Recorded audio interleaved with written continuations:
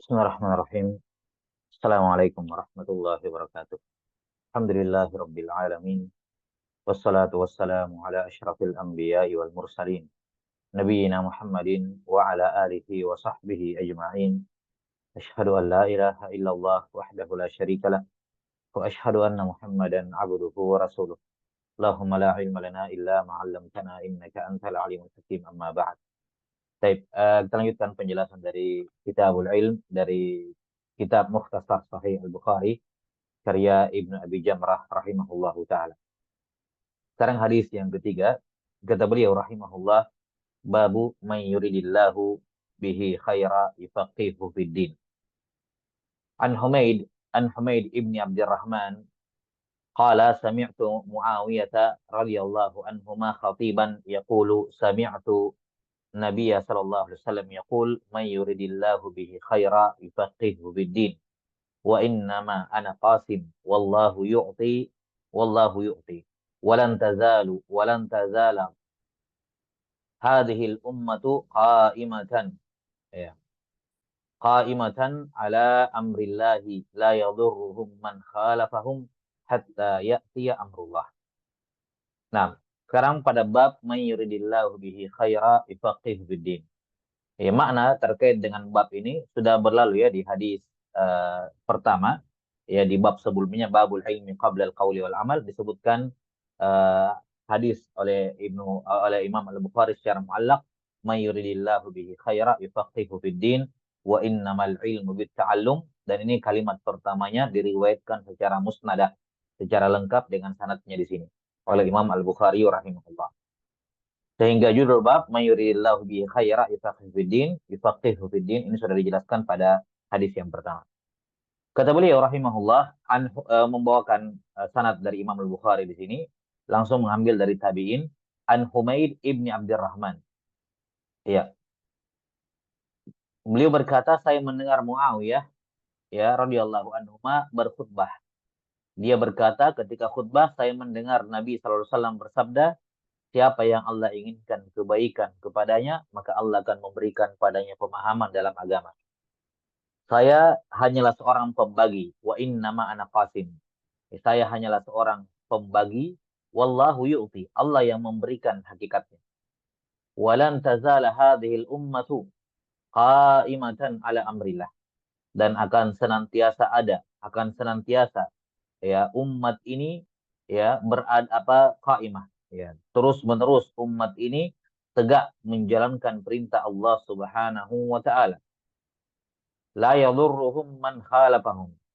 Siapapun yang menyelisihi mereka tidak akan mampu memudaratkan mereka hatta ya'tiya amrullah, sampai datang perintah atau urusan dari Allah Subhanahu wa taala.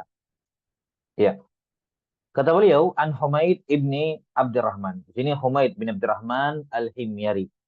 Al-Himyari, Himyari ini salah satu asalnya suku dari Yaman, suku Yaman. Kemudian beliau rahimahullah berpindah ke Basrah dan ma'ruf beliau salah seorang alim ya min fuqaha minal ulama dari kota Basrah. Beliau ini Humaid bin Abdurrahman Al-Himyari dan Yahya bin Ya'mar atau Ya'mur sebagian menyebutkan begitu, Ya'mur.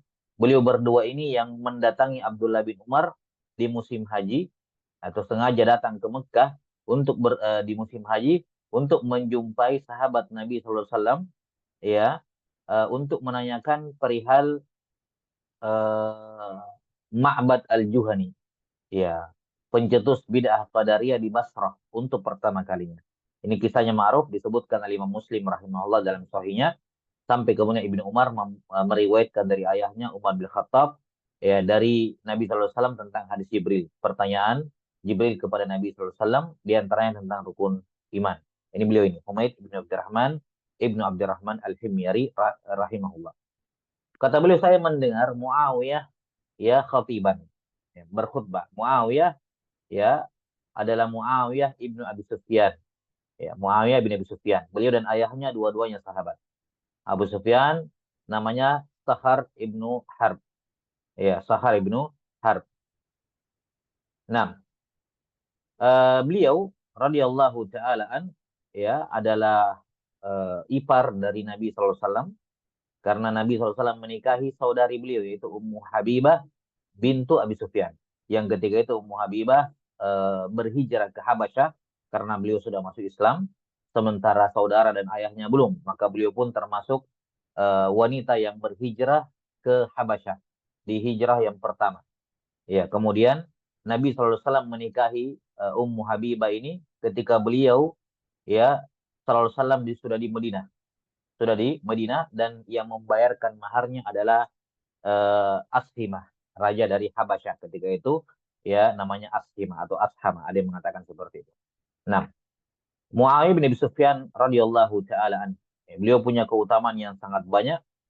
Ya, beliau adalah awwalu mulukil Islam, awwalu mulukil Islam. Beliau adalah raja pertama dari kaum muslimin. Setelah selesainya khilafatun nubuwah selama 30 tahun, beliau adalah raja pertama kaum muslimin. Ya, Muawiyah ibn Abi Sufyan ya radhiyallahu taala anhu. Nah, di antara keutamaan beliau, ya tentu saja yang terbesar beliau termasuk orang yang dijamin masuk surga ya oleh Nabi Shallallahu alaihi wasallam. Ya, oleh Nabi Shallallahu alaihi wasallam disebutkan bahwa Nabi Shallallahu alaihi wasallam menjamin ya surga orang yang pertama kali berperang melewati lautan, dan beliau adalah orang yang pertama. Ya, radhiyallahu taala anhu. Kemudian keutamaan beliau yang lain, beliau termasuk katibul wahyi. Ya, beliau salah seorang juru tulis Nabi Shallallahu alaihi wasallam. Setiap kali ada ayat Al-Quran turun, beliau akan ya menunjuk beberapa orang sahabat untuk menuliskan wahyu untuk beliau, karena beliau tidak bisa menulis. Nah, salah satu juru tulis beliau adalah Muawiyah ibn Abi Sufyan, menunjukkan bagaimana amanahnya beliau dan bagaimana Nabi SAW percaya kepada beliau. Bagaimana tidak beliau percayakan penulisan wahyu kepada beliau. Ya radhiyallahu taala anhu.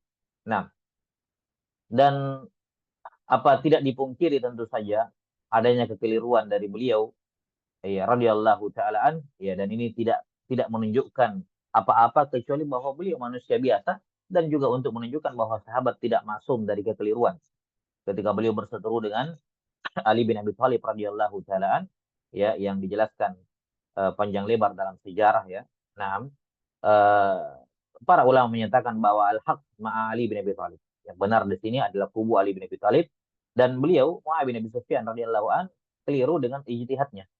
Keliru dengan ijtihadnya, dan itu bukan sama sekali bukan alasan untuk mencela beliau. Ya, kenapa? Pertama, beliau seorang mujtahid. Dan mujtahid kalau salah dapat satu pahala. Idza ijtahada al-hakimu fa asaba falahu ajran wa in akhta'a falahu ajrun wahid. Beliau berijtihad dengan keputusan beliau ketika bertentangan dengan Ali bin Abi Thalib, beliau berijtihad, bukan hawa nafsu. Karena itulah ketika ada orang yang mencela Ali bin Abi Thalib di hadapan beliau, beliau langsung berdiri ya dari singgasananya dan mencekik orang tersebut. Beliau mengatakan, kamu mau apa? Kamu ngomong apa tentang sepupunya Nabi SAW? Padahal lagi berperang dengan Ali bin Abi Thalib. Tapi beliau tetap ya menghukum orang yang mencela Ali bin Abi Thalib di hadapan beliau. Inilah insaf. Inilah perseteruan yang dibangun di atas ilmu dan ijtihad. Tidak bawa perkara-perkara pribadi. Jadi kita berselisih dalam hal ini toh. Adapun yang lain saya tidak mengingkari keutamaan Ali bin Abi Thalib. Ya, beliau lebih baik dibandingkan Muawiyah bin Sufyan, lebih baik dibandingkan diri beliau sendiri. Dan ini kesepakatan dari para sahabat radhiyallahu anhum ajma'in bahwa Ali bin Abi Thalib lebih utama dibandingkan Muawiyah, dan Muawiyah sendiri tahu itu. Tapi dalam hal ijtihad itu hal yang berbeda. Karena tidak mesti orang lebih utama dalam hal ilmu, itu berarti belum tentu dia lebih utama dalam hal keutamaan, berarti dia lebih utama dalam hal ilmu. Belum tentu. Dan ini yang benar. Maka pengakuan Muawiyah akan keutamaan Ali bin Abi Thalib di atas diri beliau sendiri tidak mencegah beliau untuk berijtihad dan memandang Ali bin Abi Thalib salah. Ya, walaupun sekali lagi yang keliru di sini adalah beliau radhiyallahu an Muawiyah, tapi beliau kekeliruan beliau dibangun dari ijtihad, dan bukannya berdosa, beliau dapat satu satu pahala. Nah, kalaupun misalnya tanazulan, kalaupun misalnya itu salah dan bukan atas dasar ijtihad, kalaupun misalnya, maka kebaikan beliau terlalu banyak, menghapuskan semua kesalahan-kesalahan beliau. Innal hasanat yudhibna sayyiat. Kebaikan itu menghapuskan keburukan. Dan kebaikan beliau terlalu banyak kalau mau dibandingkan keseluruhan beliau tersebut. Nah, radhiyallahu taala anhu. Muawiyah bin Abi Sufyan ini beliau wafat di bulan Rajab ya pada tahun 60 Hijriah pada usia 78 tahun. Pada usia 78 tahun dan beliau memiliki 8 hadis dalam Sahih Al-Bukhari. Ini Al-Bukhari rahimahullah meriwayatkan 8 hadis dari beliau. Ya, dikatakan oleh Humaid, saya mendengar Muawiyah bin Abi Sufyan radhiyallahu an berkhutbah di atas mimbar maksudnya. Berkhutbah di atas mimbar. Nah, dan ini banyak sering sekali ya. Sering sekali hadis-hadis itu disampaikan di atas mimbar. Sebagaimana hadis innama a'malu binniyat juga ya disampaikan oleh Umar bin Khattab juga di atas mimbar. Juga di atas mimbar. Dikatakan saya mendengar Nabi SAW bersabda dan penyebutan kalimat khatiban saya mendengar Muawiyah berkhutbah sengaja disebutkan oleh Humaid bin Abdurrahman ya dan ini penting kalimat khatiban ini saya mendengar beliau berkata ketika khutbah jelas ya ini penting eh, disebutkan oleh Humaid bin Abdurrahman untuk mengisyaratkan bahwa ini hadis bukan cuma saya sendiri yang mendengar banyak yang mendengarnya kalau mau cek silakan tanya yang lain. Ya. Silakan tanya yang lain. Jelas ya? Nah, jadi ketika disebutkan berkhutbah, ini berarti banyak yang mendengar hadis ini. Ya, ini hadis akurat. Ya. Jelas ya? Nah, kemudian juga menunjukkan bobotnya, kekuatan hafalan dari Humaid bin Abdurrahman, di mana beliau mendengar banyak hadis, tapi beliau ingat hadis ini dari Muawiyah, beliau sampaikan ketika berkhutbah. Nah, kata Muawiyah bin Abi Sufyan radhiyallahu an, sami'tu an-nabiyya sallallahu alaihi wasallam yaqul. Saya mendengar Nabi sallallahu alaihi wasallam bersabda. Dalam riwayat Al-Usaili ya disebutkan sami'tu Rasulullah. Saya mendengar Rasulullah sallallahu alaihi wasallam bersabda. Dalam lafaz ini saya mendengar Nabi sallallahu alaihi wasallam. Baiklah, Pak. Kata Nabi sallallahu alaihi wasallam, "May yuridillahu bihi khaira yufaqihu fid din." Siapa yang Allah inginkan kepadanya kebaikan dalam agama, maka Allah akan berikan kepadanya kefakihan ya fikih dalam agama. Sudah dijelaskan pada pertemuan sebelumnya bahwa khairan di sini ya kebaikan di sini ada dua penafsiran. Ada yang mengatakan khairan aziman ya kebaikan yang besar dan ada yang mengatakan khairan fid dunya wal akhirah. Khairan fid dunya wal akhirah. Ya, dan ini dua penafsiran ini tidak bertentangan ya. Kita arahkan kepada keduanya. Yang mengatakan khairan aziman, kebaikan yang besar, mereka mengatakan tanwinnya di sini khairan lit ta'zim. Ya, tanwinnya di sini lit ta'zim, untuk pengagungan. Yani kebaikan khairan aziman, kebaikan yang besar. Sementara yang mengatakan khairan fid dunya wal akhirah, kebaikan baik di dunia maupun di akhirat, dia memandang dari sisi bahwa khairan nakirah yang berada pada kalimat persyaratan. Fi siyaqi syart, man, siapa? Barang siapa? Dan nakirah fi siyaqi syart, ta'um, bermana umum. Yani kebaikan dunia dan akhirat. Nah, kemudian yufaqihu fid din, Allah akan memberikan padanya pemahaman dalam agama. Al-fiqih yang dimaksud di sini ya bermakna ma'rifah khitab syara' wal amalu bih. Yani mengetahui firman Allah dan sabda Rasul kemudian mengamalkannya dalam bidang apapun. Jadi fikih di sini bukan fikih secara istilah tapi fikih secara apa? Secara syarak. Nah, ini sudah dijelaskan pada pertemuan sebelumnya. Nah, setelah itu kata Nabi SAW, wa innama ana qasim wallahu yu'ti. Saya hanyalah pembagi, sementara Allah Subhanahu wa taala yang memberikan. Nah, kita jelaskan bagian ini pada pertemuan sebelumnya. Setelahnya, sallallahu ala nabiyina Muhammadin wa ala alihi wa sahbihi wasallam. Walhamdulillahi rabbil alamin.